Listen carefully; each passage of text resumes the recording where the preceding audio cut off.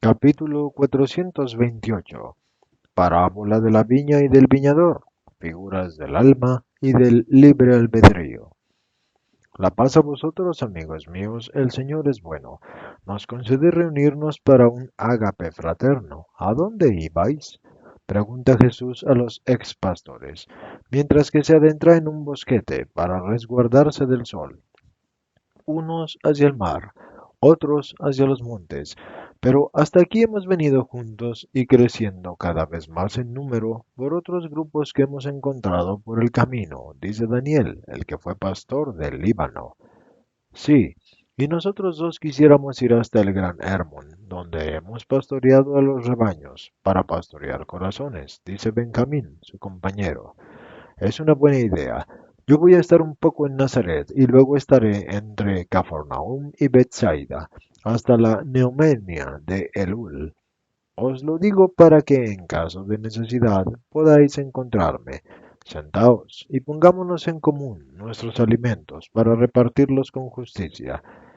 Y así lo hacen, y extienden encima de un lienzo sus riquezas, que son tortas de pan, quesos pequeños, pescado salado, aceitunas, algunos huevos y las primeras manzanas. Y de la misma forma que han entregado alegremente y con alegría reparten, y después del ofrecimiento y la bendición de Jesús. Qué contentos están de este inesperado banquete de amor, inmersos en la alegría de escuchar a Jesús que les hace preguntas acerca de las cosas que han hecho, y que los aconseja o les cuenta lo que Él ha hecho. Se han olvidado del cansancio y del calor, y a pesar de que a esta hora es calentísima, de un día de bochorno, y produzca un atontamiento de somnolencia, el interés es tanto que ninguno se abandona al sueño. Antes, al contrario, terminada la comida y recogidas las pocas provisiones que han sobrado y dividiéndolas en sendas a partes iguales, se retiran aún más hacia la espesura de los primeros boscajes del collado, y a la sombra fresca de los árboles, sentados en un círculo en torno a Jesús, le ruegan que les exponga una bonita parábola que sirva como la regla de la vida y como enseñanza. Jesús, que está sentado de una forma que tiene enfrente la llanura de Esdrelón, ya despojada de las mieses, pero rica en viñas y árboles frutales, extiende su mirada por el pasaje como buscando un tema en lo que ve, y sonríe, pues ha encontrado, y empieza una pregunta genérica. ¿Verdad que son bonitas las viñas de esta llanura? Muy bonitas, están increíblemente cargadas de uvas que maduran y muy bien cuidadas y por eso producen tanto. Pero serán plantas selectas, insinúa Jesús. Y termina, la llanura, estando casi toda dividida en propiedades de ricos y fariseos, ha sido cultivada con plantas buenas sin dolerse del precio de la adquisición.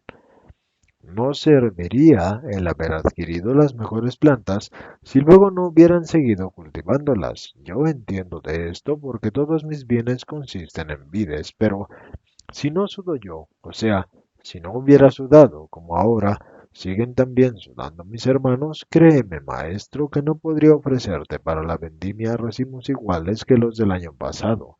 Dice un hombre vigoroso de unos 40 años que me parece haber visto ya, pero cuyo nombre no recuerdo.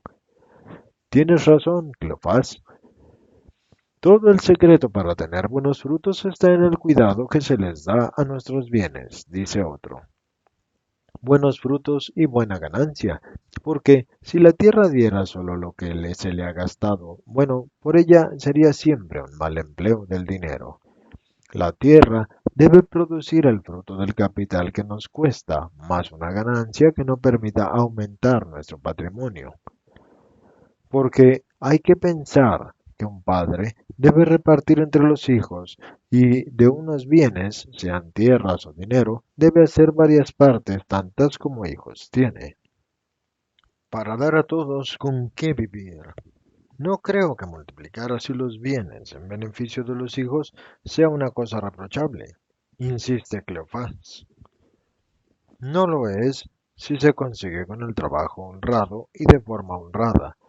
Entonces tú dices que a pesar de la calidad de los vástagos plantados, ¿Para sacar ganancia es necesario trabajar mucho en ellos? Hombre, claro, antes de que den el primer racimo, porque tiene que pasar tiempo, ¿eh?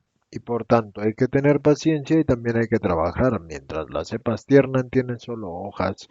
Y después también, cuando ya dan fruto y son fuertes, estar atentos a que no tengan ramas inútiles ni insectos nocivos, a que las hierbas parásitas no debiliten el terreno, o a que no se ahoguen los sarmientos bajo el follaje de las zarzas y de las enredaderas. Mullir en la base, hacer los círculos para que el aguazo penetre y las aguas se detengan un poco más que en las otras partes para nutrir a la planta y abonar. Trabajo duro, pero es necesario, aunque sea muy arduo, porque la uva tan dulce, tan espléndida, que cada racimo parece una aglomeración de piedras preciosas, se forma precisamente absorbiendo ese negro y fétido estiércol. Parece imposible, pero es así. Y quitar hojas para dejar que baje el sol a los racimos y, terminada la vendimia, arreglar las plantas atando, podando, cubriendo las raíces con paja y excrementos para defenderlas del hielo, e ir también en invierno a ver si los vientos o algún malandrín han arrancado los palos y si el tiempo ha soltado los mimbres usados para sujetar las ramas a los soportes. Siempre hay cosas que hacer mientras la vid no muere del todo, y después hay que trabajar todavía para sacarla de la tierra y limpiar el terreno de las raíces para prepararla para recibir un nuevo vástago. ¿Y sabes qué mano tan suave y paciente y qué ojo tan fino hay que tener para desenredar los sarmientos de las plantas muertas mezclados con los de las plantas todavía vivas? Si se fuera con ignorancia y mano ruda, se harían daños. Hay que dedicarse a este oficio para saber. Las vides, hombre, son como hijos, y antes de que un hijo sea hombre, cuánto hay que sudar para mantenerlo sano de cuerpo y de espíritu. Pero yo estoy hablando sin parar y no te dejo hablar a ti. Nos has prometido una parábola. Verdaderamente ya la has dicho tú. Bastaría con aplicar tu conclusión y decir que las almas son como las vides. No, maestro, habla tú. Yo he dicho simplezas y no podemos hacer por nosotros mismos la labor de aplicarlo. De acuerdo. Oíd. Llegado el momento en que tuvimos una carne animal en el seno de nuestra madre, Dios en los cielos creó el alma para hacer a semejanza de él al futuro hombre, y la puso en esa carne en formación en un seno materno, y el hombre, llegado su tiempo de nacer, nació con su alma, la cual hasta el uso de razón fue como una tierra no cultivada por su dueño. Pero llegada la edad de la razón, el hombre empezó a razonar y a distinguir el bien y el mal. Fue entonces cuando se dio cuenta de que tenía una viña para cultivarla como él quisiera, y se dio cuenta de que tenía a un viñador encargado de esa viña, su libre arbitrio. En efecto, la libertad de guiarse que Dios ha dejado al hombre, que es hijo suyo, es como un siervo idóneo, dado por Dios al hombre, hijo suyo, para que le ayude a hacer fértil la viña, o sea, el alma. Si el hombre no debiera trabajar con sus propias manos para hacerse rico y construirse un futuro eterno de prosperidad sobrenatural, si hubiese tenido que recibir todo de Dios, ¿qué mérito tendría por restaurarse de nuevo en santidad después de que Lucifer corrompió la santidad inicial dada gratuitamente por Dios a los primeros hombres?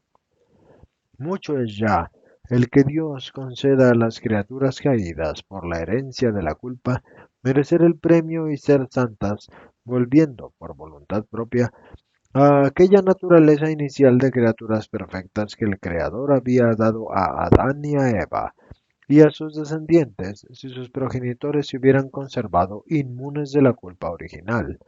El hombre caído debe volver a ser hombre elegido por su libre voluntad. Ahora bien, ¿qué sucede en las almas? Esto. El hombre confía su alma a su voluntad, a su libre arbitrio, que se pone a trabajar la viña que hasta entonces había sido un terreno sin plantas y bueno, pero sin plantas duraderas. Solo gráciles hierbas y florecillas caducas habían estado esparcidas en aquella. Las bondades instintivas del niño que es bueno porque es todavía un ángel y desconocedor del bien y del mal. Diréis, ¿durante cuánto tiempo permanece así? Generalmente se dice durante los primeros 6 años, pero verdad es que hay razones precoces, siendo así que tenemos niños responsables de sus acciones antes de los 6 años. Tenemos niños responsables de sus acciones incluso a los 3 o 4 años. Responsables porque saben que eso es bueno y que eso es malo, y quieren libremente esto o aquello. Cuando una criatura sabe distinguir la mala acción de la buena acción, ya es responsable, no antes. Y por tanto, un subnormal, incluso a los 100 años, es irresponsable, pero se asumen su responsabilidad sus tutores, que deben valer amorosamente por él y por el prójimo que puede sufrir daño por parte del subnormal o del loco, a fin de que éste no se haga daño a sí mismo ni se lo haga a otros. Pero Dios no imputa al subnormal o al loco culpa alguna, porque desgraciadamente para él está privado de la razón. Pero nosotros hablamos de seres inteligentes y sanos de mente y de cuerpo. Así pues, el hombre confía su viña sin cultivar a su trabajador el libre arbitrio, y éste empieza a cultivarla. El alma, la viña, tiene no obstante voz y se le hace oír al arbitrio. Una voz sobrenatural nutrida de voces sobrenaturales que Dios no niega nunca a las almas, la del custodio, la de los espíritus enviados por Dios, la de la sabiduría, la de los recuerdos sobrenaturales que toda alma recuerda aún sin la percepción exacta por parte del hombre entero. Aquí hay una nota aclaratoria que procedo a leer. Recuerdos sobrenaturales que María Valtorta explica con la siguiente nota en una copia mecanografiada. Dios ha puesto en el hombre la conciencia, además de la razón, y la conciencia tiene una voz propia que recuerda, advierte o amonesta. Recuerda aquello que debería hacerse y aquello que no se debe hacer porque está mal. Advierte que no se haga el mal porque va contra toda ley natural y sobrenatural. Amonesta por el mal hecho, moviendo a la reparación y al arrepentimiento. Hace sentir que el mal obrado en la tierra provoca la pérdida de un premio futuro, la pérdida del bien supremo. Esto hace la conciencia porque, habiendo sido dada por Dios, no puede sino mantener despierto o suscitar en la criatura el recuerdo de aquel que se la dio al hombre como guía. Continuando con la lectura.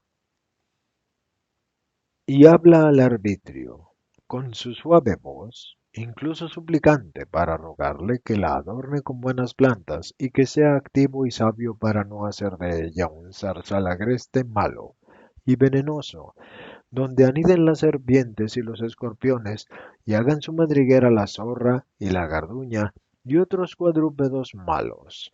El libre albedrío no siempre es un buen cultivador y no siempre vigila la viña y la defiende como un seto infranqueable, o sea, con una voluntad firme y buena en actitud de defender al alma de ladrones y parásitos y de todas las cosas perniciosas, de los vientos, de los violentos, y también que podrían hacer, bueno, que cayeran las florecillas de las buenas resoluciones apenas formadas en el deseo.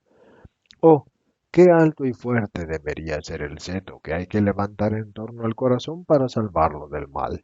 Qué atención hay que tener para que no sea forzado y para que no abran en él ni las grandes aberturas, puerta para disipaciones, ni encubiertas y pequeñas aberturas en su base, por las que se puedan introducir las víboras o los 7 pecados capitales. Cómo hay que escardar, quemar las malas hierbas, podar, mullir el terreno, abonar con la mortificación, cuidar con el amor a Dios, al prójimo y a la propia alma, y vigilar con un ojo abierto y luminoso y con mente despierta para que los majuelos que podían parecer buenos no se manifiesten luego dañinos, Y si sucede esto, arrancarlos sin piedad, pues mejor es una planta sola pero perfecta que no muchas inútiles y dañinas. Tenemos corazones y tenemos por tanto viñas, siempre trabajadas y plantadas de nuevas plantas por un desordenado cultivador que hacina nuevas plantas. Este trabajo, aquella idea, aquel deseo, incluso no malos, pero que luego se dejan sin cuidar y se hacen malos, caen al suelo y se desgranan y mueren. ¿Cuántas virtudes perecen por estar mezcladas con las sensualidades y por falta de cultivo y por, en conclusión, no estar sostenidas por el amor y el libre albedrío? ¿Cuántos ladrones entran a robar y a profanar y a devastar porque la conciencia duerme en vez de velar, porque la voluntad se enerva y se corrompe, porque el arbitrio se deja seducir y siendo libre se hace esclavo del mal? Fijaos, Dios lo deja libre y el arbitrio se hace esclavo de las pasiones del pecado y de las concupiscencias y en definitiva del mal, soberbia, ira, avaricia, lujuria, primero mezcladas y luego triunfadoras sobre las plantas buenas. Un desastre. Cuánto ardor que reseca las plantas por no existir ya la oración que es unión con Dios y por tanto rocío de benéfica linfa en el alma. Cuánto hielo que hiela las raíces con la falta del amor a Dios y al prójimo. Cuánta pobreza del terreno por rechazar el abono de la mortificación, de la humildad. Qué maraña inextricable de ramas buenas y no buenas, por no tener el valor de sufrir por amputarse lo que es nocivo.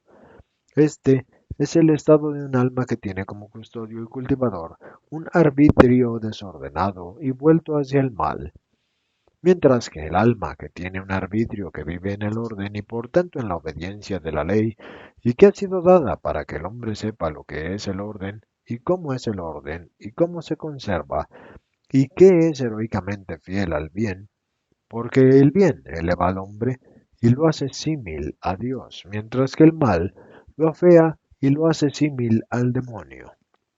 Es una viña regada por las aguas puras y abundantes y útiles de la fe, y adecuadamente sombreada por los árboles de la esperanza, y calentada por el sol de la caridad, corregida por la voluntad, abonada por la mortificación, ligada con la obediencia y podada por la fortaleza, y conducida por la justicia, vigilada por la prudencia y por la conciencia, y la gracia crece, ayudada por tantas cosas, también crece la santidad, y la viña viene a ser un maravilloso jardín al que baja Dios a gustar sus delicias, hasta que, conservándose la misma viña siempre como un jardín perfecto hasta la muerte de la criatura, Dios manda a sus ángeles que llevan este trabajo de un libre arbitrio voluntarioso y bueno al grande y eterno jardín de los cielos. Aquí hay una nota aclaratoria. Ángeles. María Valtorta precisa su papel en la siguiente nota escrita en una copia mecanografiada. No es que el alma tenga la necesidad de los ángeles para subir a Dios. Lo que se quiere decir es que los ángeles, de alguna forma, presentan a Dios el trabajo bueno para que se quede escrito en los libros eternos. Aquí termina la nota y continúa la lectura. Ciertamente vosotros queréis este destino, pues entonces velad, para que el demonio, el mundo, la carne, no seduzcan a vuestro albedrío y devasten vuestra alma. Velad, porque en vosotros haya amor, y no amor propio, que apaga el amor y arroja al alma a merced de las distintas sensualidades y del desorden. Velad hasta el final, y las tempestades podrán mojaros, pero no dañaros. Y cargados de frutos, iréis a vuestro Señor para el premio eterno. He terminado, ahora meditad y descansad hasta el ocaso, mientras que yo me retiro a orar. No, maestro, no debemos tardar en ponernos en camino para llegar a las casas, dice Pedro. ¿Pero por qué? Falta tiempo hasta la puesta del sol, dicen muchos. No estoy pensando ni en la puesta del sol, ni en el sábado. Pienso que no pasará una hora sin que venga una furiosa tempestad. ¿Veis aquellas lenguas negras que aparecen lentamente por las montañas de Samaria? ¿Y aquellas tan blancas que vienen veloces galopando desde el occidente? Un viento alto empuja a estas y uno bajo a las otras, pero cuando estén aquí encima, el viento alto cederá al siroco, y las nubes negras cargadas de granizo descenderán y chocarán contra las blancas cargadas de rayos, y ya oiréis la música. Venga, rápidos. Soy pescador y leo el cielo. Jesús es el primero en obedecer, y diligentes todos se ponen a caminar hacia las alquerías del llano. En el puente se encuentran con Judas, que grita, Maestro mío, ¿cómo he sufrido sin ti? Alabado sea Dios que ha premiado mi constancia esperándote aquí. ¿Cómo ha ido por Cesarea? Pasa a ti, Judas, responde brevemente Jesús y añade, hablaremos en las casas, ven, que la tormenta amenaza inminente.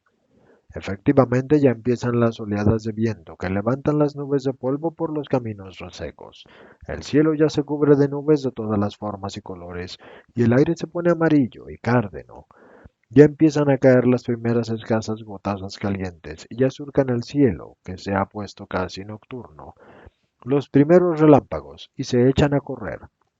Solo sus buenas piernas, estimuladas por el deseo de no quedar empapados por un aguacero, les hacen llegar a la primera casa cuando un diluvio de agua mezclada con granizo entre un estampido de saeta que cae poco lejos, se abate sobre la zona en medio de un gran olor a tierra mojada y a ozono liberado por los relámpagos sin pausa.